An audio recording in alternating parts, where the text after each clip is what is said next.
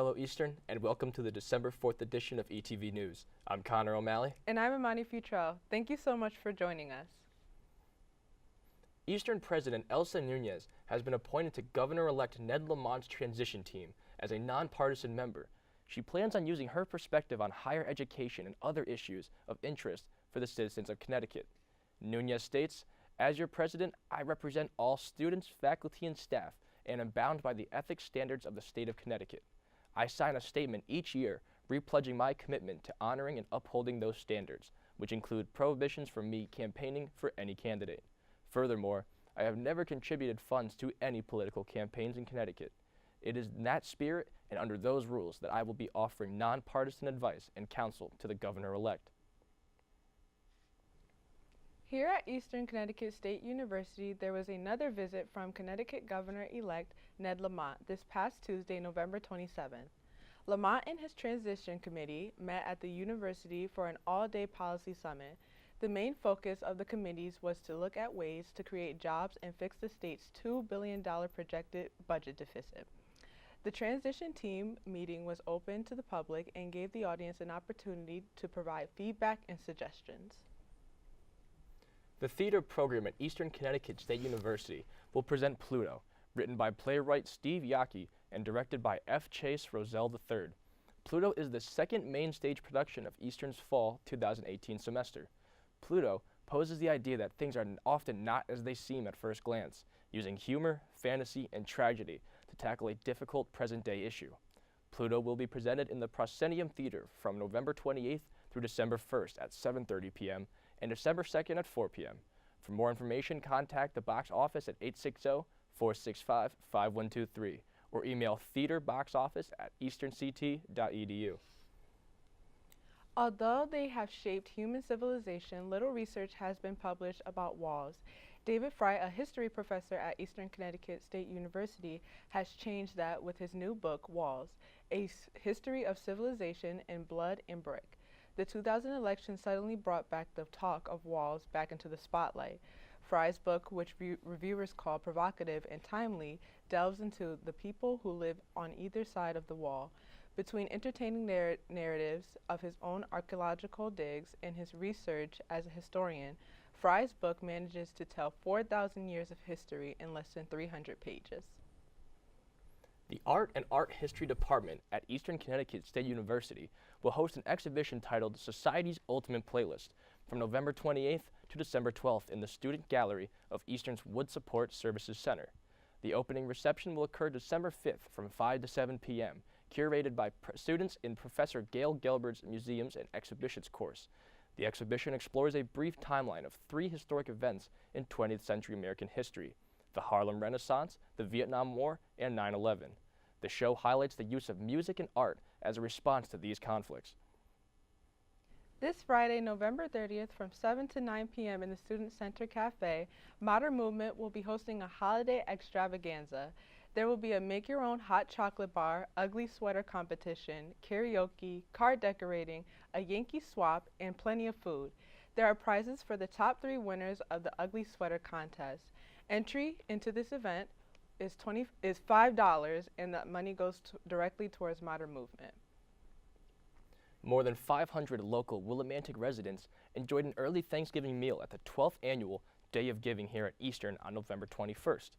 The Day of Giving is a collaboration between Eastern's Center for Community Engagement, the Office of Institutional Advancement, and Chartwell's, Eastern's food service provider. Turkey and traditional fixings were donated by the ECSU Foundation and Chartwell's. The majority of the food is donated, said Joe Salvaggio, Senior Director of Dining Services. We start reaching out to our vendors in September and ask what they can do for donations. CCE Special Events Coordinator Sarah Tricarico, who was in charge of organizing student volunteers, commented that the lead up to the Day of Giving is one of her favorite aspects of the event. She spoke on the importance of weekly food drives, but highlighted the biggest takeaway from the event is seeing donations go to those in need. On December 3rd, the English Honor Society, the Writing Center, and Curriculum Center will be hosting an event entitled Write the Night. This event will allow anyone on campus to relax, write, or do homework. There will be hot cocoa along with other treats at the event. Write the Night will be located in the Curriculum Center on the first floor of the library. For more information, contact Hope Marie Cook by email at cookh@easternct.edu. We're going to take a quick break, but when we come back, Syra Williams will be here with this week's editorial. Stay with us.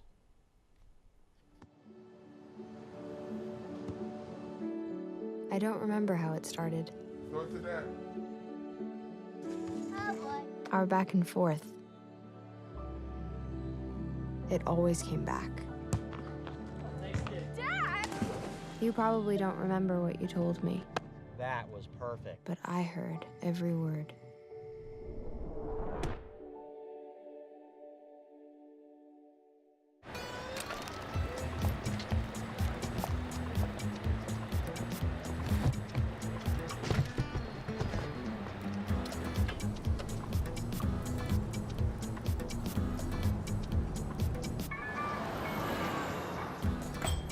It's a short ride from your neighborhood to your naturehood. To find a neighborhood park or green space near you, visit discovertheforest.org. Patriotism. It inspires passionate debate. It's worn like a badge of honor with good reason, because it means love and devotion for one's country. But what really makes up this country of ours? It's the people. To love America is to love all Americans. This year, patriotism shouldn't just be about pride of country. It should be about love. Love beyond age, sexuality, disability, race, religion, and other labels. Because love has no labels. Hey, Bobo, do trees tell each other stories? I'm sorry. I'm afraid I don't know that. Hey, why don't we go find out? Listen. Do clouds take naps? I couldn't tell you. Dad, do stars visit their friends? Look!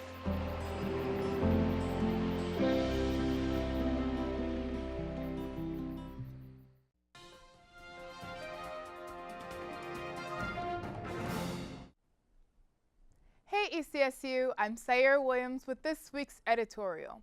Registration is finally over and everyone is at ease. The next thing that might be on your agenda is finding a job on campus. Eastern has an efficient website that allows you to apply to more than one job, and you only have to type in your information once. It also displays how many spots and positions are available and what kind of employee they are looking for. The hard part about this application process is that many people who reapply have already gained the experience and are more likely to get the job. Yes, it is great for students who have the on-job experience because they are more in a position to get the job if they reapply next year. As for the students who are trying to get their foot in the door, it's harder to compete because the opportunity to obtain skills and assets for the job were already secured by the returning student. What many don't realize is that it forces students to go look for jobs outside of campus, which can be more difficult. Working a part-time job in retail, restaurants, or offices create a bigger challenge to balance with school and work. It is easier to tell your boss an on-campus job why you can't make it to work due to school obligation than it is to tell an off-campus employer. This also increases the stress and anxiety levels of students who don't have a job on campus because they have to balance work with their social life and school. To prevent this from happening, Eastern should reevaluate their hiring process for an on-campus job, therefore providing equal opportunity to all students regardless of experiences and skill assets. But keep applying because Eastern has a great opportunity to give students to work. The website is available to anyone on campus and you can apply at ecsujobs.org. Thank you for joining me on this week's editorial. Let's send it back over to Connor and Imani. Thanks, Syra. We'll be right back after these short messages. Because of you, I felt hopeless. I know it was a joke, but it still hurt me. Because of you, I felt wanted and not alone in this world. Because you said hi to me on the first day of school, I felt included and I knew that I was going to be okay.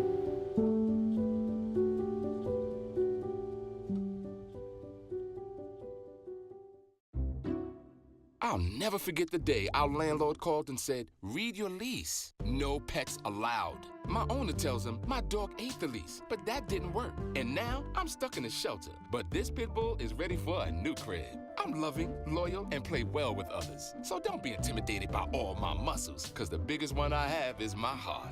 That's right, I said it.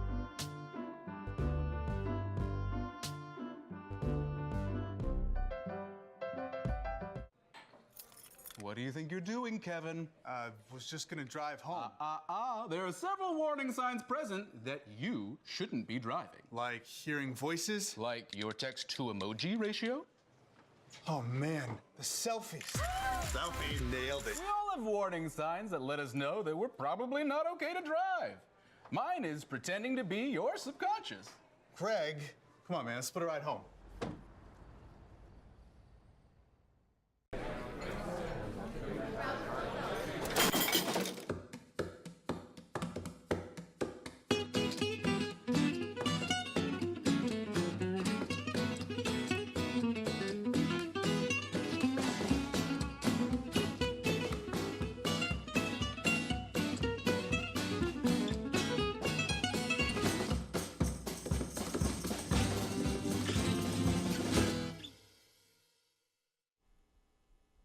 On Tuesday, Mississippi held a runoff election to determine the next senator from the Magnolia State. It pitted Republican Cindy Hyde-Smith against Democrat Mike Espy.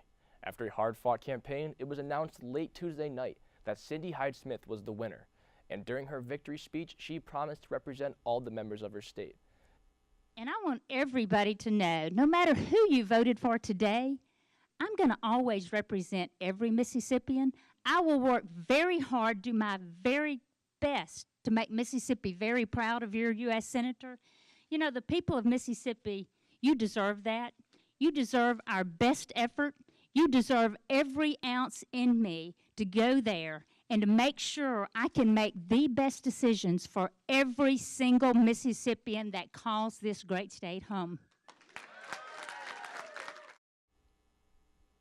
Hyde-Smith now becomes the first woman to represent Mississippi in Congress. Her victory also means that there will now be a record 24 women serving in the U.S. Senate next year. With this win, the Republicans will go into the Senate next year with a 53-47 majority. General Motors announced earlier this week that they are planning on closing 4 U.S. plants in Michigan, Ohio, and Maryland and cutting 14,000 jobs. This was not good news for the president, who kept pushing to keep business here in the U.S. He fired off a set of tweets in response saying, quote, very disappointed with General Motors and their CEO, Mary Barra, for closing plants in Ohio, Michigan, and Maryland. Nothing being closed in Mexico and China. The U.S. saved General Motors, and this is the thanks we get. We are now looking at cutting all GM subsidies, including for electric cars. General Motors made a big China bet years ago when they built plants there, and in Mexico, don't think that bet is going to pay off. I am here to protect America's workers. Some of the thousands of workers who are set to lose their jobs agree with what the president and are still fighting to change GM's mind about keeping their jobs. We need to convince General Motors to grow jobs here in the Mahoning Valley, protect manufacturing jobs in Ohio, and to make sure that American cars are made here in America. After the tweet was sent out by the president, GM stock dropped and closed 2.6% lower than when it opened, wiping away gains that were made earlier in the week. On Wednesday, House Democrats voted overwhelmingly to nominate Nancy Pelosi, Congresswoman from California and current House Minority Leader, to be the next Speaker of the House. With a vote of 203 to 32, Pelosi is set to take over the gavel again at the beginning of next year. She has previously served in the role from 2007 until 2011. She is the only woman to have ever served in the position, making her the highest-ranking female politician in the history of the United States.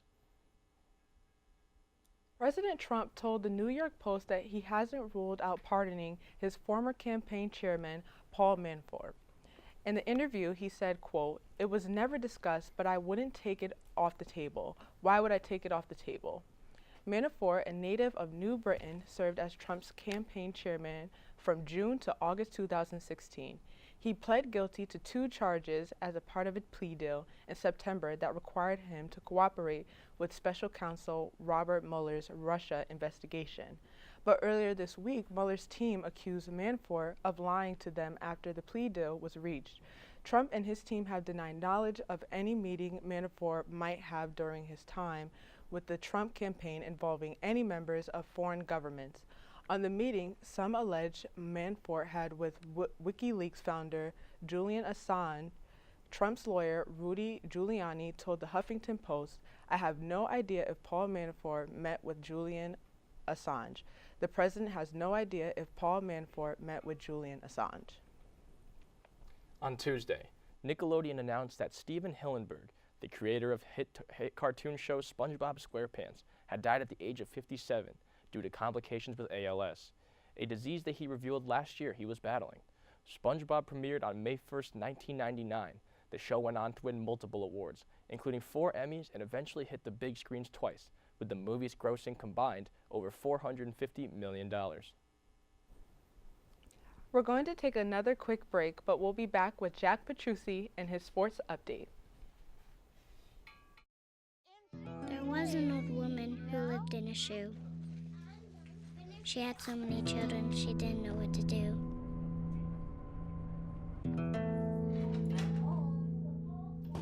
She gave them some broth without any bread and kissed them all soundly and put them to bed. Hunger is a story we can end. End it at feedingamerica.org. Hey, let's check out this park.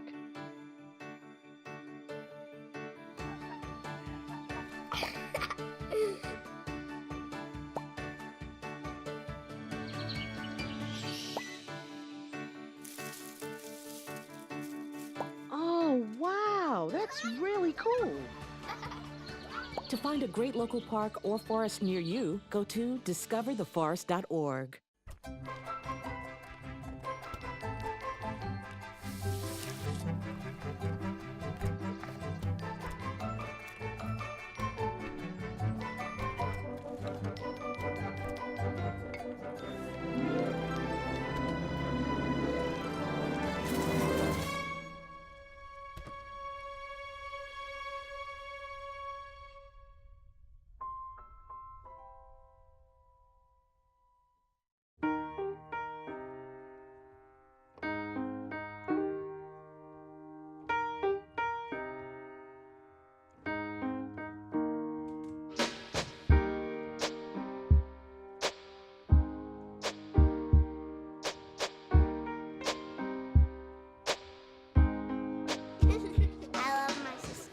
Heart doesn't see race. Love is love.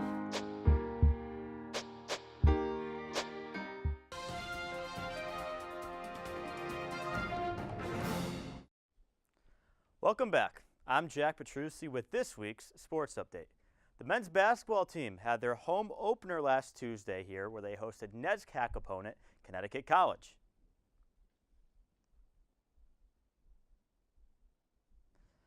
And there you see on the screen there, junior Carlos Gonzalez, who through the first 2 games of the season, averaging 19.5 points per game, were on the other side. David Labossiere, who had a 27-point, 9-rebound game last time out against Medgar Evers College. But in this one, it would be Jake Colligan who would steal the show. We're going to tally up his 3-point field goals made in this game. So he sinks the first one from the top of the key. And then once again, this feed from Corey Muckle. No range limit there, knocking that one down. And then back the other way. This one's going to get tipped away by Corey Muckle. And Carlos Gonzalez goes through the legs. Jake Colligan, a great head fake. He knocks down a 3-pointer. And Colligan was cooking early in this one. The Camels would call a timeout. But he was sure not done there. This time, great ball movement. Muckle once again finds Colligan. This time from the corner, he knocks that one down. 4 3-point field goals made. And Dante Christian on the drive and fakes the pass out to him. Why not? I'll just take it myself. 5 3-point field goals made, and we're still in the first half of play. And then once again, Christian's going to drive in, give it back out. No hesitation there. Nothing but net there. 6 3-pointers made, and then with 3 minutes left, the head fake gets hit on this one, and he still puts that one in. Here's another look at it from another angle.